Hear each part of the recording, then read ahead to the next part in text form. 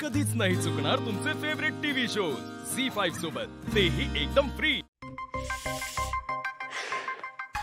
हे ओवीचं नशीब काय ना काय समजत नाही। तिला त्रास देण्यासाठी केलेला प्रत्येक प्लॅन माझा फसतोय। आता तिच्या कपड्यात खास घुसली टाकायचा डाव पण माझ्यावरच उलटला। तेल लावलं, अंघोळ केली तरीही खास जात नाहीये। आणि या उमा त्याला कधीही काही सुचतं। काय गरज आहे तिने शिवलेला गाऊन घालायची? उगाच नको तो मोठेपणा। या घरात ना सगळ्यांचंच वागणं विचित्र आहे।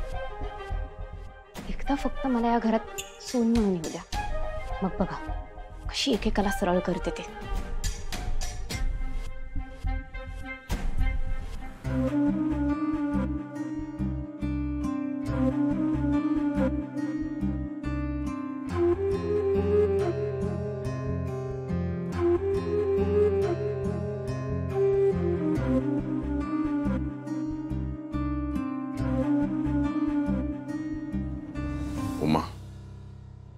उमा मी ओवीशी जा काही बोललाय ते तुमका कदाचित दुखावणार असत।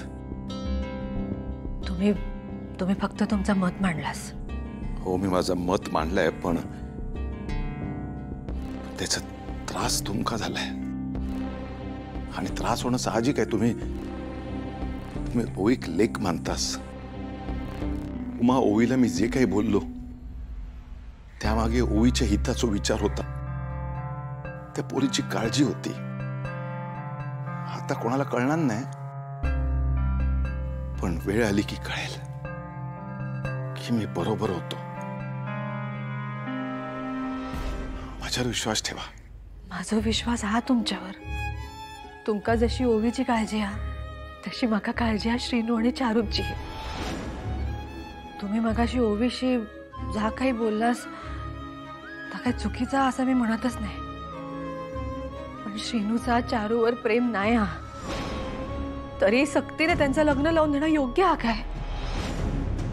आणि श्रीनूच्या मनात कधीच चारूबद्दल प्रेम फुललंच नाही तर आयुष्यभर त्याची फरफट होणार नाही काय?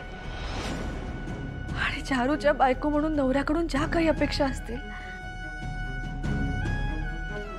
त्या श्रीनू पूर्णच करू शकला नाही तर? आणि ह्या सगळ्यात ओवीवर पण एका प्रकारे अन्यायच होणार ना। एकाच वेळी 3 जीवांची फरफट होईल यात, आणि या सगळ्यात तुमचा एक निर्णय कारणीभूत ठरू नये एवढाच माका वाटतं। ह्या बघा, ह्या सगळ्यातला माका काय कळत नाही, तरी पण बोलायचं धाडस केलंय। काय चुकलं असत तर माफ करा,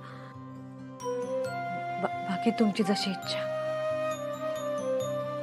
बरीच रात्र झाली, आराम करा आता।